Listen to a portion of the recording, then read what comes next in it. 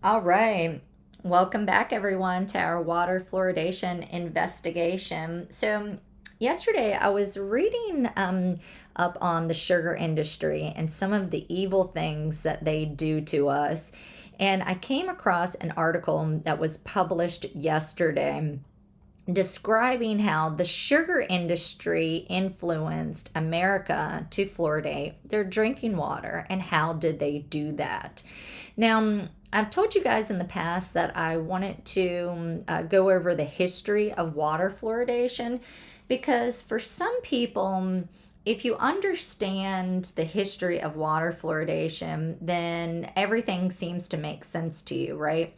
If you understand how we got here, then people tend to want to accept that it's extremely unethical to have water fluoridation. It's extremely unethical to drug people without their consent, and that yes, fluoride harms your brain and your thyroid and your bone and your enzymes. So, let's go over the history really briefly before we get to this article.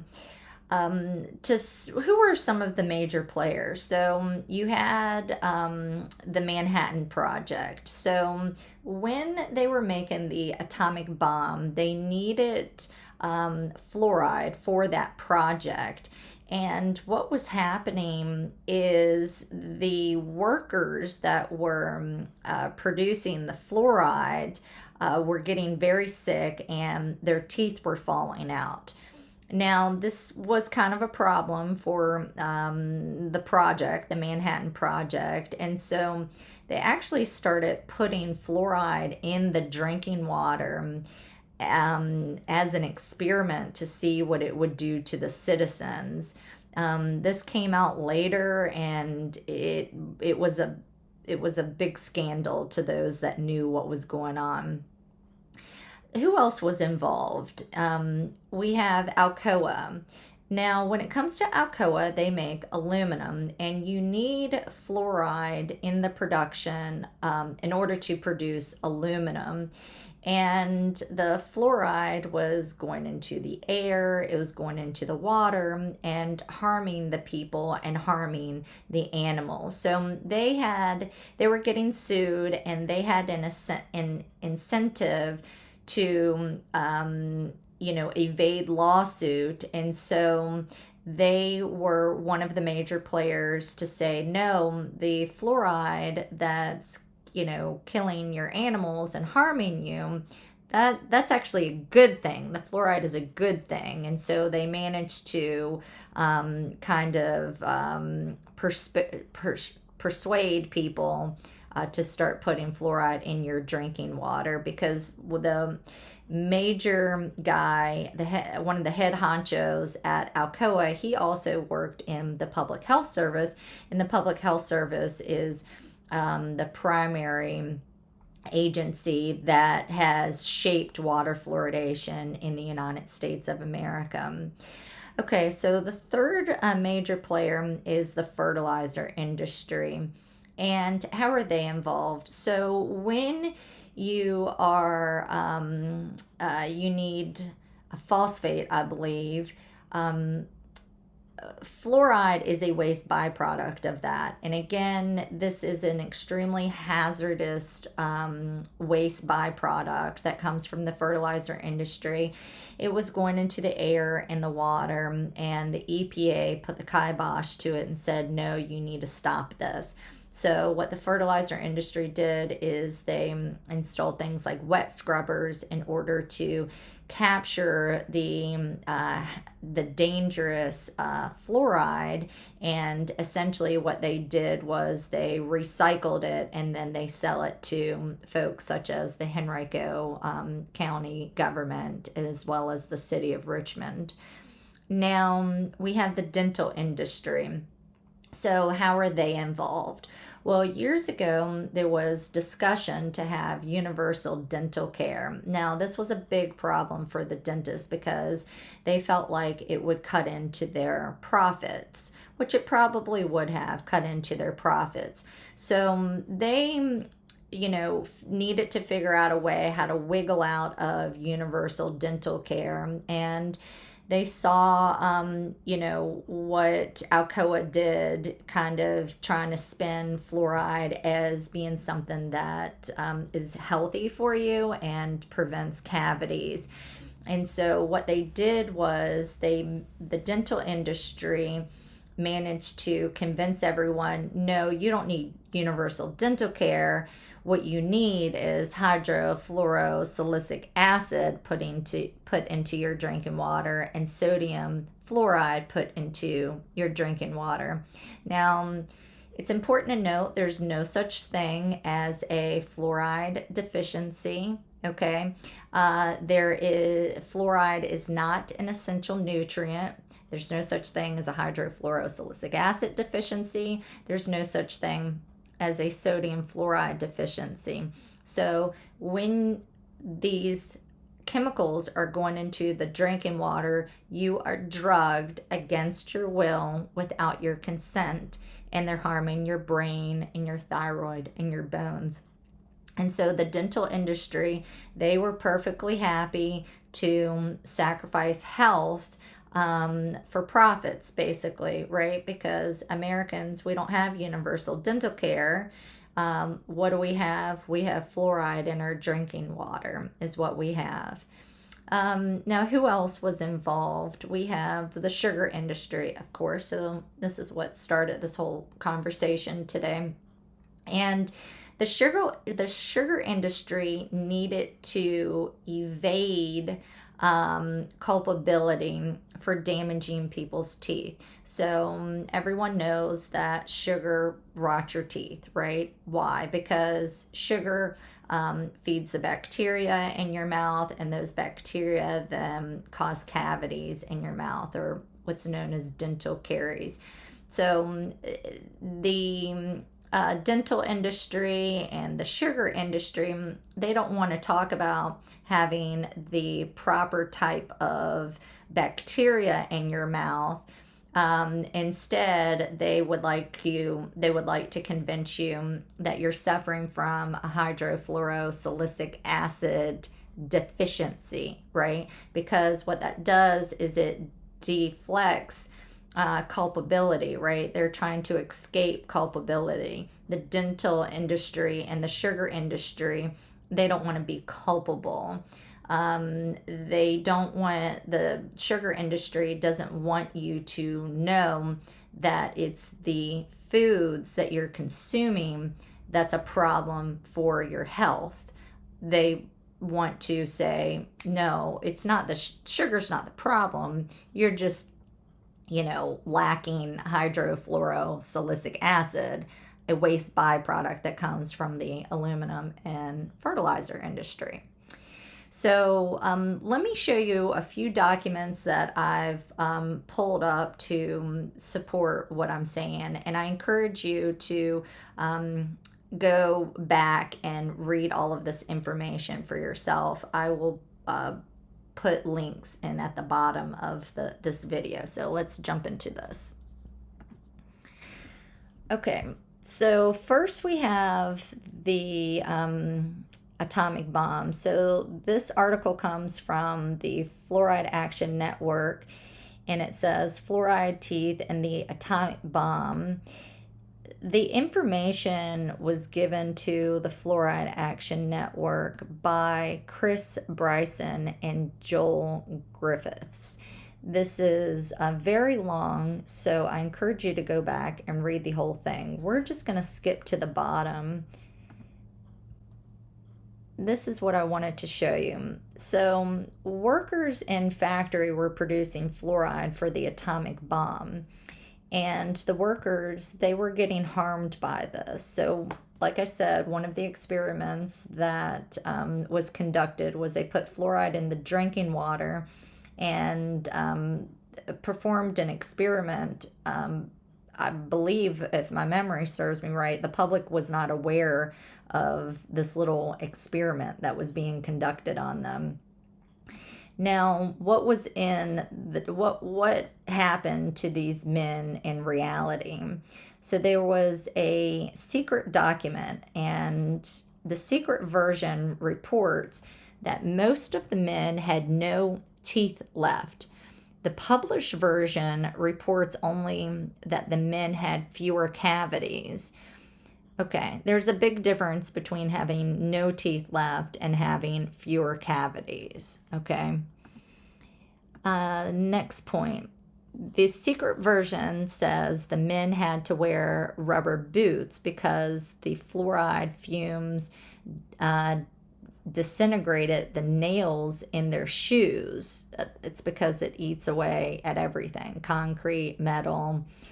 The published version did not mention this. Okay, so you don't mention how hazardous it is.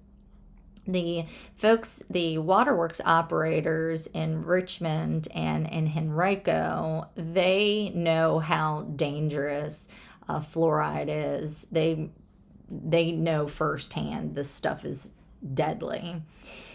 The secret version says the fluoride may have acted similarly on the men's teeth, contributing to their toothlessness. The published version omits this statement. Okay, what does this last part say? The published version concludes that the men were unusually healthy, judged from both a medical and dental point.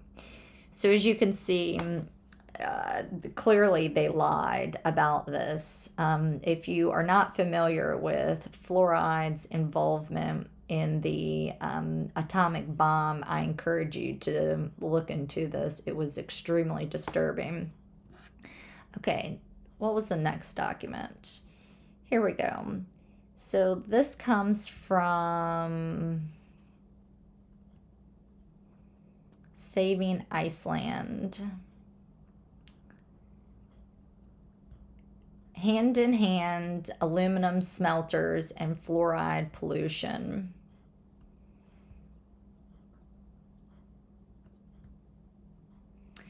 The truth is that aluminum smelters and serious fluoride poisoning go hand in hand. Aluminum smelting is the largest single producer of fluorides worldwide. These toxic compounds are released from smelters in both gaseous and solid forms. And see, they go on to talk about the scrubbers. Scrubbers are usually used to remove the majority of fluorides from factory smoke today, but when those scrubbers were spent, they are also dumped into landfills where the soluble fluorides absorbed into them can leak out into the soil. There's a long, dark history in the aluminum industry, starting with Alcoa. Okay, next, hydrofluorosilic acid. So this is currently what's put into Henrico County's drinking water, as well as the city of Richmond. It comes from Univar Solutions. And let's go to the description.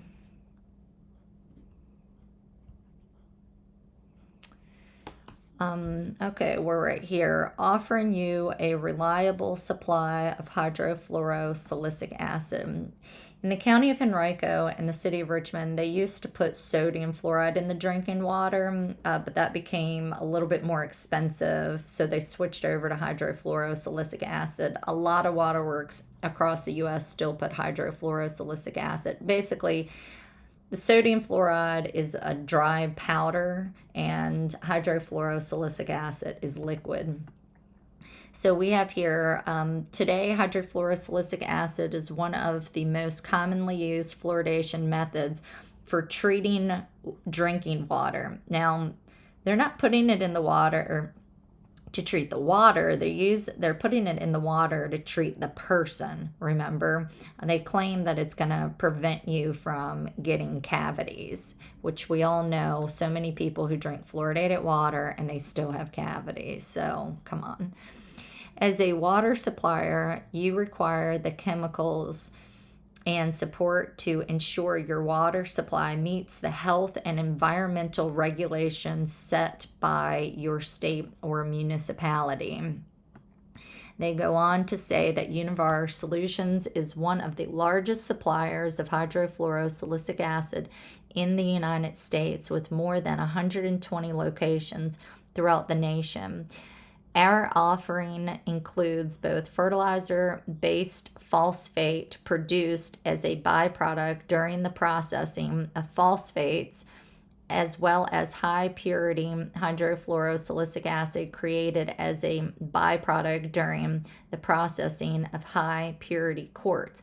What they're telling you is that when they are producing phosphates, the fluoride is a byproduct, otherwise known as a waste byproduct, or the county of Henrico likes to call it a discharge. So this absolutely comes from the fertilizer industry, and apparently you can also get it from as a byproduct during the processing of high purity quartz, which I did not know that.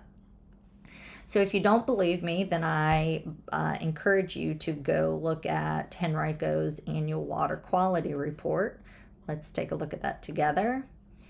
This is the annual water quality report for 2023, and we can scroll down.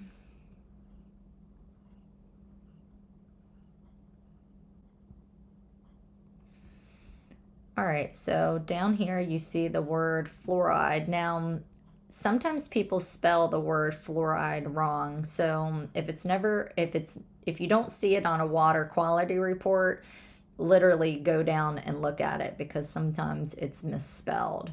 So you see here, fluoride, they discuss it in parts per million, and then over on the right hand side, here's the category typical source. So where does it come from? Erosion of natural deposits. It's not natural in Henrico or Richmond. Where does it come from? It is a water, quote, additive, which promotes strong teeth. Well, that's not where it comes from. Source. They shouldn't put water additive, which promotes strong teeth, because anyway. And then they go on to say discharge from fertilizer and aluminum factories. So that is where the hydrofluorosilic acid comes from in the county of Henrico and the city of Richmond. It's a discharge from the fertilizer and aluminum factories, which comes from Alcoa. Forgive me. It comes from Univar Solutions. Okay. Now let's jump into the sugar industry. So this was the article that I saw yesterday that I thought was really interesting, and it was published, for the record. We've got September 29th of 2025. And it says the sugar industry's efforts to manipulate research on fluoride effectiveness and toxicity, a 90-year history. Now, I'm not going to read this whole thing, but like I said, I'll put it down in the description below. I want to go down to this portion. Evidence is emerging that the industry turned to promoting fluoride as a solution to tooth decay, thereby averting calls for reducing sugar consumption. And then,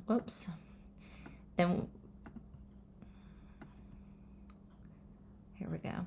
Newly established sugar and dental industry documents enable investigation into whether fluoride research was manipulated to deflect from sugar's role in tooth decay, and later to defend fluoride when evidence of fluoride's own harmful effects arose.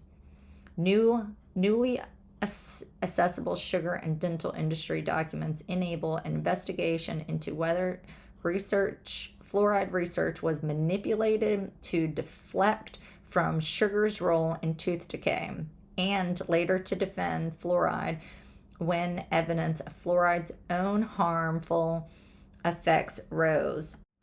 So, industry has an incentive in order to claim that water fluoridation is a good thing, going all the way back to the Manhattan Project. They've been covering up their crimes. I don't know, when was the Manhattan Project? Back in the late 40s or 50s, something like that. And then Alcoa, again, he's covering up his crime of poisoning everyone with fluoride, and he's on these folks are on record saying that the solution to pollution is dilution. Okay, then you have the fertilizer industry. They're happy to get rid of their hazardous waste and give it to the municipalities and put it in the drinking water. The dental industry was happy to go along with this and perpetuate this lie that there's no side effects or adverse events to ingesting fluoride, for 70 years of your life. And of course, the sugar industry. So now that so much research and evidence is coming out, these guys that were involved in this, I mean, they're running for cover, right? They are doing everything that they can, grasping at straws to try to save their own skins, really, is the best way that I know how to put it. All the way down to the various health departments. Virginia Department of Health, they've been promoting fluoride. If you look on their website, they'll say things like fluoride may be found in nature. Well, the type of fluoride that we're talking about in Henrico in the city of Richmond is not naturally occurring calcium fluoride, which has its own problems, but a dangerous waste byproduct that comes from the fertilizer and aluminum industry. Okay. And again, if you want to pretend like fluoride is the best thing in the world to ingest, then do it yourself, right? We do not impose drugs and vitamins on people. Fluoride is a drug. It is not a nutrient. Hydrofluorosilic acid is not a nutrient. It is not an essential nutrient, okay? It's not an essential nutrient. It's not a nutrient at all. So what are we doing here, folks, right? What are we doing? Protecting industry at the cost of health and ethics? It's a problem.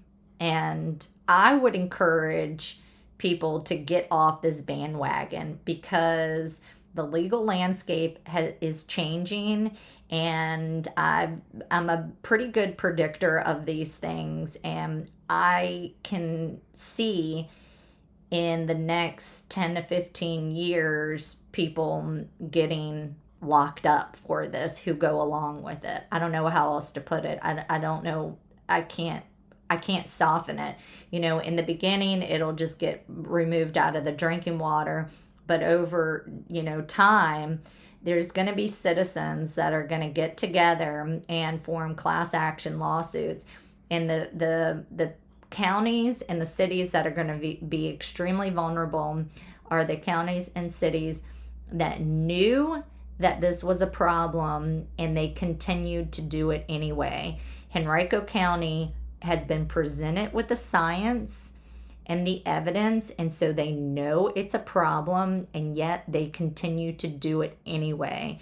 And everyone who wants to cover for everyone else for messing up, I'm telling you, I don't see it going well for those individuals. That you might think you're going to get away with it in the short term, but in the long term, it may have taken 15 years for the people to get locked up in Flint, Michigan, but eventually things went sideways for those individuals. And I see the same thing happening with people in cities and counties, which is why the some states are banning it. It's because they can see the writing on the wall.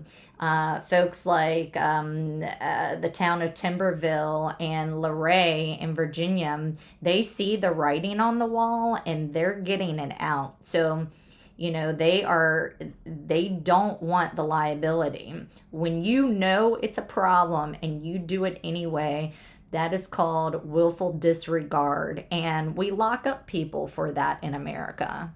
So, anyway, that was our little history lesson. I hope you check out this new article that was published yesterday regarding the sugar industry and water fluoridation. It's coming out, you know. I mean, the cat's out of the bag, guys. Just for the love, get off the bandwagon. That's all for today. I'll see you next time. Bye, guys. Oh, hey, leave a thumbs up, smash the subscribe button, leave a comment that says history if you like this video, okay? Help boost the channel and share this content, because the only way we're going to stop water fluoridation is if enough people make enough noise. So that's all for today. Bye, guys.